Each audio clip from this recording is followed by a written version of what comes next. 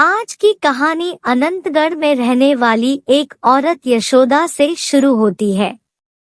यशोदा गांव में ही रहने वाली बाकी औरतों की तरह पूरा दिन घर का काम काज करने में ही बिता देती थी। यशोदा का एक बेटा था जो गांव में मेहनत मजदूरी करता था। बेटा अक्सर अपनी माँ से कहता कि माँ मुझे काम करने के लिए किसी बड़े नगर में जाने दो, लेकिन यशोदा उसे अपने पास ही रखना चाहती थी। वो भी अपनी माँ की बात मानकर उसी गांव में काम करता रहता था। यशोदा की आदत थी कि वह रोज जब भी खाना बनाती तो एक रोटी फालतू बनाती थी और उस रोटी को अपने घर की खिड़की पर रख देती थी। उसका मानना था कि जिस किसी को भी इस रोटी की जरूरत होगी वो ले जाएगा। एक फकीर बाबा जो रोज यशोदा के द्वार पर आता था और खिड़की पर रखी हुई उस रोटी को उठाकर ले जाता था। वो जब भी रोटी उठाता तो बोलता कि तेरा बुरा किया हुआ तेरे पास ही रह जाएगा और तेरा अच्छा तेरे पास लौटकर जरूर आएगा। वो फकीर बाबा रोज इसी तरह से रोटी ले जाता और यही बात बड़बड़ता हुआ चला जाता। यशोदा उसकी कही बात पर कोई ध्यान न देती थी। इसी तरह से दिन बीत रहे थे। एक दिन यशोदा के बेटे ने बड़े नगर जाकर धन कमाने की अपनी बात फिर से दोहराई तो यशोदा ने उसे साफ मना कर दिया। परंतु आज उसका बेटा ठान कर बैठा था कि वो बड़े नगर जरूर जाएगा। उसने कहा, माँ मुझे जाने दे, तभी तो हम इस गरीबी भरी जिंदगी से बाहर निकल पाएंगे। बेटे की जीत के आगे यशोदा को मानना ही पड़ा। वो अपने बेटे को बड़े नगर भेजने के लिए तैयार हो गई। अगली ही सुबह उसका बेटा बड़े नगर की तरफ रवाना हो गया। अब यशोदा घर पर अकेली ही थी। वो रोज की तरह अपने काम करती और एक रोटी बनाकर खिड़की पर रख देती। उसे अपने बेटे की बहुत याद आती थी। इधर रोज जो फकीर बाबा आता, रोटी उठाता और बोलता, तेरा किया बुरा तेरे पास ही रह जाएगा और तेरा अच्छा लौट कर तेरे पास जरूर आएगा। अब यशोदा ने उसकी बात को ध्यान से सुना तो उसे ये बात कुछ अटपटी सी लगी। उसने सोचा कि ये फकीर रोज मेरे से रोटी लेकर जाता है, परंतु बदले में मेरे लिए कुछ अच्छा नहीं बोलता। कभी भी इसने मुझे कोई धन्यवाद नहीं दिया और ना ही कभी मुझे कोई दुआ या आशीर्वाद दिया, बल्कि ये अटपटी सी बात कहकर चला जाता है जिस बात का कोई सिर पैर ही नहीं है। अगले कुछ दिनों तक ये सिलसिला चलता रहा।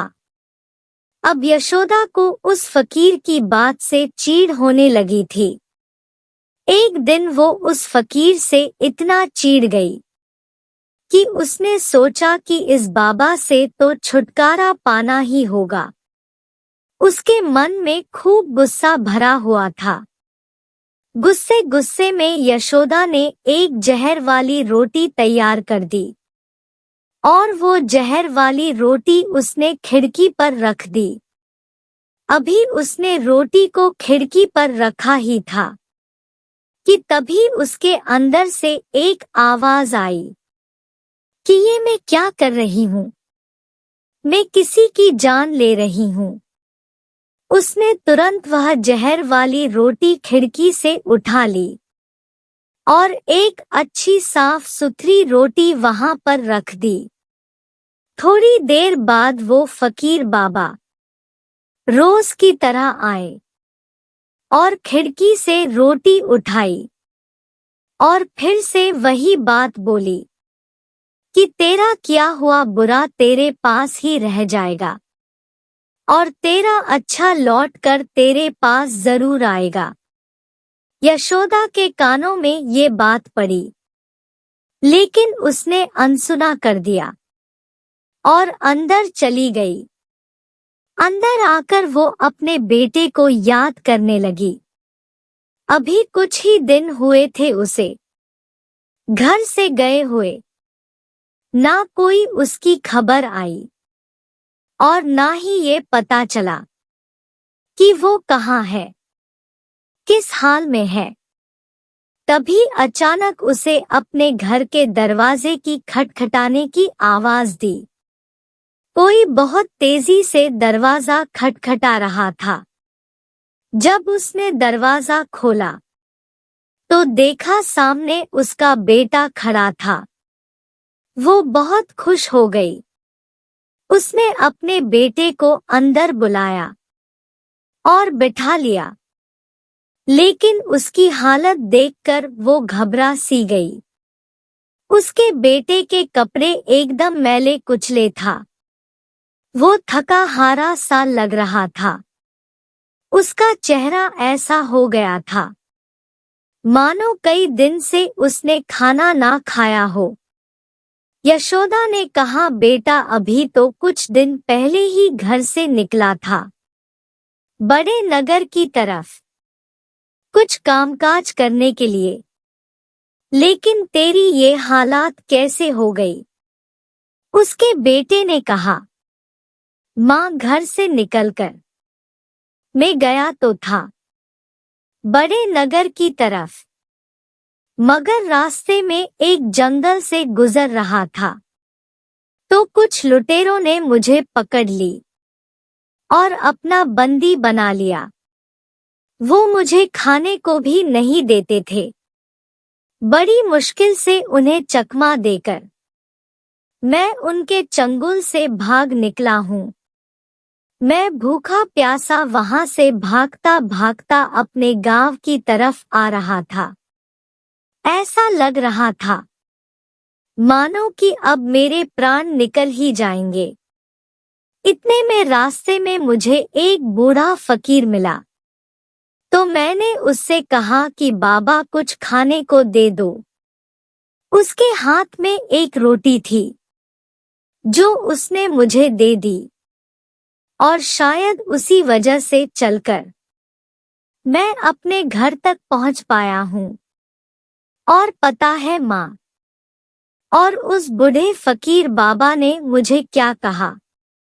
उसने कहा कि तेरा किया हुआ बुरा तेरे पास ही रह जाएगा और तेरा अच्छा लौट कर तेरे पास जरूर आएगा।